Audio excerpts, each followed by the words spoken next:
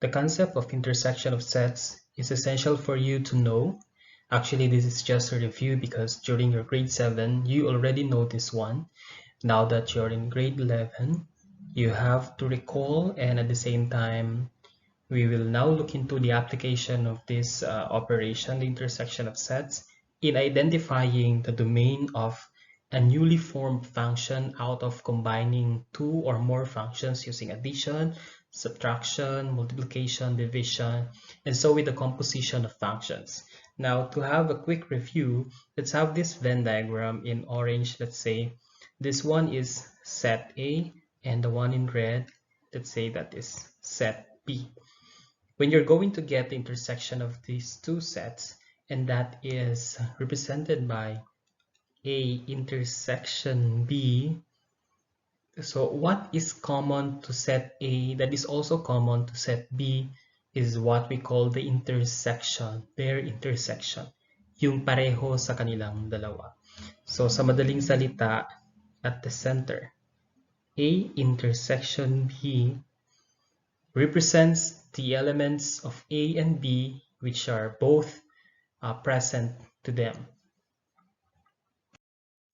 Listing of elements is one of the easiest way of representing the members of a particular set. Consider this set A and B, and we're looking for the common elements of these two. That is represented by A intersection B. So obviously, we just have to take a look at the element of each element, and we observe that both have 6. At pareho din silang may 10. Therefore, there are two elements. We have 6 and 10, and that is the intersection of these two sets. The next, we have the intersection of set C and D. So what's common to these two? Let's check. 7. Okay, they both have 7. What else? -3. So, tingnan pa natin, meron pa ba? 0 here. Therefore, we have -7, -3, 0. Do they have both 1? Do they have 1? No. 3? None. What about 5? Wala din. Therefore, tatlo lang.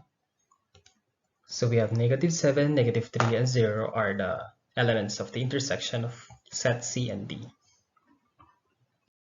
Now, there are cases wherein we are not into listing of elements, but we are now having the intervals, the infinite intervals, and others. Let us consider this, the intersection of the two intervals, all numbers greater than 3, and the other all numbers less than 6. And for us to understand, let us first illustrate or have the graph of it in a number line, just for you to know and identify the intersection. We begin with that blue, all numbers greater than 3. So this is open, meaning to say 3 is not included. So that is greater than 3. So I have here all numbers greater than 3. And next in red, we have all numbers less than 6. So here is 6. And less tthan 6, so bawal ang 6. Less than, ibig sabihin papunta siya sa left. All numbers decreasing. Therefore, as we try to observe here, where do they meet? Saan sila nag-meet? At this part. Okay? Now, do we include 3? Do we include 6? And obviously, at this interval in blue, it already tells you that 3 is excluded. Therefore, that will follow. Wala ang 3 kay blue, ibig sabihin hindi rin tatanggapin yan ni red. Kasi dapat pareho sila may 3. And since wala kay blue, in their intersection, hindi matatanggap. So, wala din ang red. So, I mean the 3. So, here naman, 6 is excluded in red. So, in their intersection, 6 now is also excluded. Now, to have the final answer, all numbers greater than 3, intersection all numbers less than 6 is now equal to all numbers between 3 and 6 only. It's limited. Hanggang dyan lang siya. Bawal lang 3, bawal lang 6 kasi excluded sa bawat isa. So that is intersection. So what about this next example? We have all numbers less than -3. So here, less than -3, bawal lang -3, and all numbers less than it. And the other is all numbers less than or equal to -1. So we have less than or equal, so kasama ang -1, and that's decreasing. And when we take a look at the intersection of these two sets, mapapansin natin na pareho silang decreasing on this part. Pero kay orange, bawal sa kanyang -3. Ngayon, sa madaling salita, the intersection of all numbers less than -3 and all numbers less than or equal to -1 is equal to all numbers less than -3. Pareho silang may elements na infinite elements which are less than -3. Okay, here all numbers less than -1, so we exclude -1. The other is all numbers greater than 5. So here, so what can you say? Do they meet? Nothing, no? They don't share the same elements actually. Kitang-kita naman sa dalawang graph na to na nagkahiwalay sila, hindi sila pareho ng pinupuntahan, and then they don't share the same interval or elements. Therefore, the intersection of this is null set or empty. They don't share the same. So ibig sabihin, bawal silang magsama. Literally, it means that way when it comes to the operations of functions. So on this next example, we see the two intervals between -4 and 2, and the other is from -4 and 2. And when we try to look into the graph of this, we can see that, so this is -2, -3, -4, and this is 2. Therefore, exclude -4, exclude 2, so ito siya. Now, the other graph naman, include ang -4, tapos included ang 2. So ito siya. So ano pareho sa kanilang dalawa? Ibig sabihin, nandito sa gitna nila. Dahil walang -4 ang isa sa kanila at walang 2 ang isa din sa kanila, ang magiging intersection ni -4, 2, intersection between or all numbers from -4 to 2 is equal to all numbers between 4 and 2. Ano ang dahilan? Kasi bawal dito sa interval nito ang -4. So sa madaling salita, bawal na rin. Kasi walang -4 ito, though dito ang -4. They don't have the same element that's -4. So remove that. They don't have the same element that is 2. So remove 2. At pareho na sa kanila ay lahat ng numbers between -4 and 2. In some cases, we have intervals wherein ginagamitan na siya ng union of sets. So, ibig sabihin, it's still the set of elements that will make a function defined.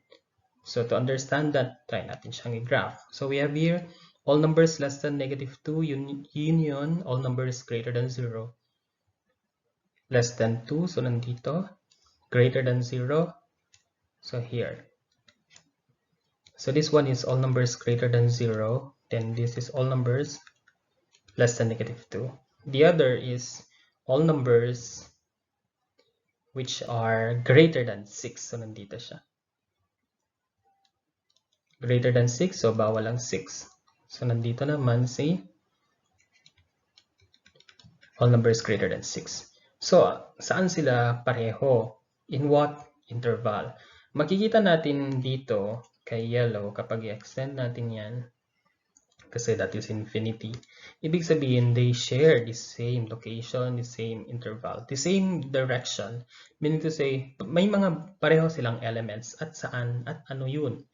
Makikita natin na itong si 6 to positive infinity excludes 6.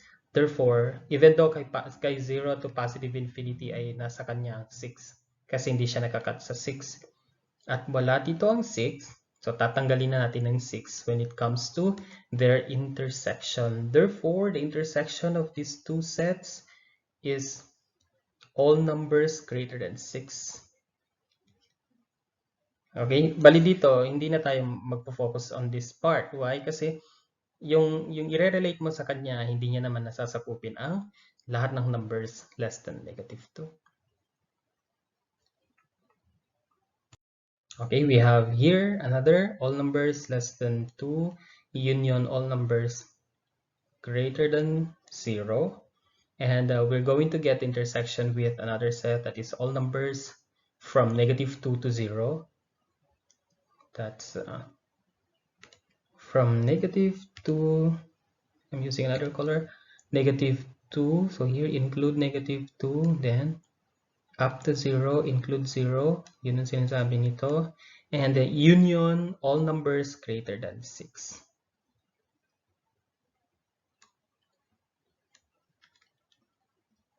Okay, so this one. Okay, turo ko kung ano mga tinutukoy nilang part of the graph. Saan sila pareho? Now, to understand this, si -2 ay excluded kay yellow. So, ibig sabihin, walang pareho sa kanilang dalawa. Kasi kung meron sa kanya 2, ang -2, wala naman sa kanya. So, walang pareho sa kanila. Ito, nasa kanya 0, si yellow. Pero wala kay yellow ang 0. Kay green, meron sa kanya. So, hindi sila pareho. At mas lalong hindi sila pareho in between. Kasi kay yellow, wala sa kanya yung between -2 and 0. Though kay green, meron. Pero kung makikita natin naman itong isa, si yellow wala sa kanya ang si green wala sa kanya ang 6, pero meron kay yellow. Pero makikita mo na pareho na sila na pinupuntahan and they are now the same in this case. Pareho na sila dito. Sa madaling salita, the intersection of these two sets is equal to all real numbers greater than 6. So now it is your turn to determine the intersection of the given intervals. So we have here 4 intervals and highlighted in blue is the intersection. Ibig sabihin pag nakita niyo yung intersection, magkahiwalay ito. So kunin mo daw intersection ng dalawang ito, magkahiwalay na intervals. Okay. Now the answer key will be provided on the next slide. So let's have now the answer key. Okay, so ang clue dito is, pansinin natin yung mas maliit na interval. Di ba ito? Mas maliit na interval. So sa kanya tayo mag-focus. From between 1 to 4, sabi niya. Between 1 to 4, so ibig sabihin, ultimately, wala na dito kay all numbers less than 0. Kasi that's less than 0. You're now involving negative numbers. Now, dito naman tayo kay 3 to positive infinity. Nandito kay 3 to positive infinity si 4. Tama? Pero wala sa kanya ang 1, 2, 3 kasi nga excluded. Excluded ang 3. Tapos ito 0 pa siya. So, ibig sabihin, yung sa interval na ito, hindi natin may isasama pa ang 1, all numbers less than 1, and all numbers that are less than or equal to 3. Now, it means to say na ang intersection ay mag-focus na sa dalawang ito. So, their intersection is all numbers greater than 3. Bakit mag-involve ang 3? Kasi may kasama dito ang 3 kay 1 to 4. Pero dahil excluded yan kay yellow, exclude 3 sabi niya. So, i-exclude natin ang 3. Now, 4 is excluded in white. Excluded siya dito. Pero meron dito ang 4. So, wala silang 4. They don't have the same 4 as an element. Therefore, exclude 4. So, bakit naging ganito ang itsura? Sa madaling salita, kapag i-graph mo yan, and this is 3, this is 4, the graph in yellow is all numbers greater than 3. Pero yung graph dun sa white, so let's say extend pa natin ito, there is 2, this is 1. The graph in white indicates exclude 1, exclude 4, tapos dito lang. So sa madaling salita, saan sila magmi-meet? They share the same elements between 3 and 4. That is the reason why the intersection is between 3 and 4. Okay, so dito naman, we have all numbers greater than 6 but less than -1, intersection all numbers greater than 7. Okay, kung i-try natin yan i-graph, graph natin yung green. So let's say this is -7, this is -6, let's say this is -1. The graph in green is, it looks like this. Exclude -6, exclude -1. The graph in the other graph, it is greater than -7. So sa madaling salita, -7 greater than, sabi niya, so this thing, ganyan siya. So saan sila nag-meet? At what interval do they have this? They have the same elements. Dito, di ba? Kasi kitang-kita naman, kahit hindi ka mag-graph, okay, nagiging obvious na ito ang masusunod, si -6 to 1, between -6 and -1. Kasi siya ay kitang-kita na miyembro siya, part siya ng interval, all numbers greater than -7. So the answer is all numbers between -6 to -1. And the graph can also be a proof. Actually, you can take a look at the graph and you see that their intersection is obviously between -6 to -1. Yun yung parehong elements nila. On this next example naman, we have -pi to 2.1. Remember that pi is also a real number. It's approximately 3.14. That's -pi to 2.1. Intersection, -4 to 2, union 3 to 10. Do we still include 3 to 10? Sasakupin ba siya may relasyon ba siya sa set in white? Wala, di ba? So, ibig sabihin, tanggalin natin siya sa option. Now we focus here. Ang pi is almost 3.14. So kung -pi, that's approximately -3.14. And -3.14 is greater than -4. So ibig sabihin, yung interval na ito, -4 to 2, between -4 to 2, ay sasakupin niya si -pi. Okay? Ngayon, punta tayo kay 2. Itong si 2 naman, itong 2 na to, 2 is less than 2.1. So pag papansinin natin si 2.1 dito at i-relate mo kay 2, mas malaki si 2.1 kay 2. So ibig sabihin sa interval in red, hindi niya sakop ang 2.1. Therefore, saan sila magmi-meet? In what interval? Sila ngayon ay magmi-meet at interval -pi exclude 2. So, paano nangyari yun? 2.1 is not part of this interval. Pero itong 2 na ito ay parte ng interval ni 2.1. Actually, because 2 is less than 2.1, sakop nitong interval na to ang 2. Si -pi ay sakop naman ni -4 to 2. So, ibig sabihin, ito magiging intersection nila. And for us to understand that, let's have a graph. Let's say this is -4, this is -pi, and let's say this is 2, and this is 2.1. So, pag i-graph mo yung y, -pi to 2, between -pi to 2, to 2.1, so ito siya. So, pag i-graph mo naman yung isa in red, that is, bali parang hindi na natin ipapansinin ng 3 to 10 kasi wala na siyang kinalaman in the intersection on the other set. So, -4 to 2, kapag i-ano mo yan, exclude -4, exclude 2. So ito siya. And makikita mo na dito sila nag-meet between -4 and 2. Bakit exclude 2?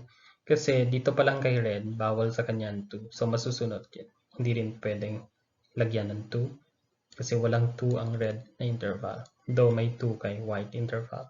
So this is the final answer. So dito naman mag-graph tayo para mas mapansin nyo. Let's say this is 0, this is 1, 2, and let's say for example this is 6. Just for example, just for you to get to know more of it. So kunwari nandito ang 0.1. So pag i-graph natin yung green, 0.1 to 5.99. Let's say here 5.99. Exclude, sabi niya. So exclude here. And siya. It's a graph in green. And the graph in orange, 0 to 1. Exclude 0. Sabi niya.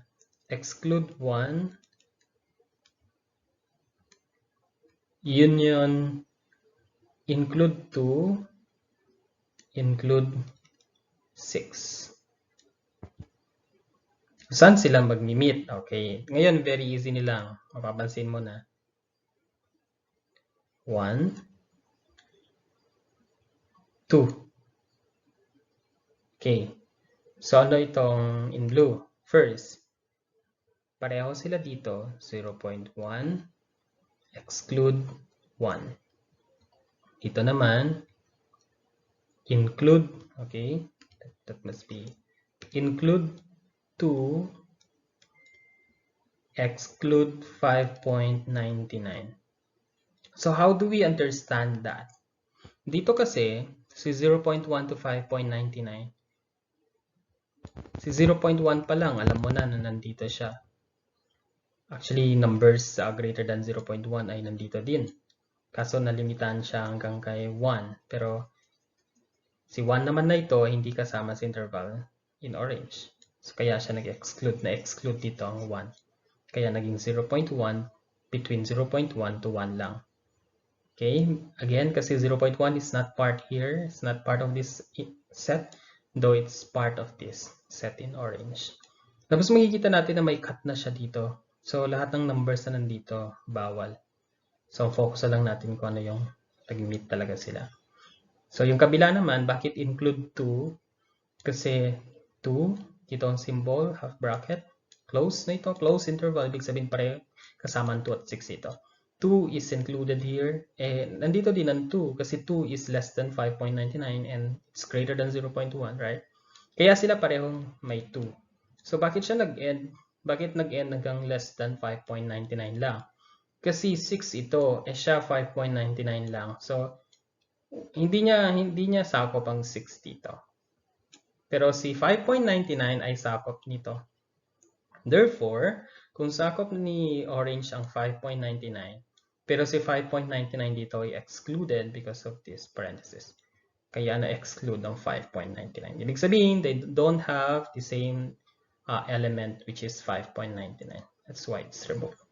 So these are some of the examples of intersection of sets. And as you go through the visual lecture on addition, subtraction, division, multiplication, composition of functions, you'll get to know more of the applications of this, and it will be your advantage kasi this one is relevant up to your college and higher math, especially in calculus.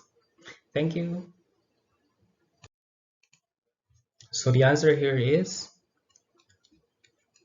all numbers between 0.1 to 1, union all numbers greater than 2 but less than 5.99. That's it. Thank you.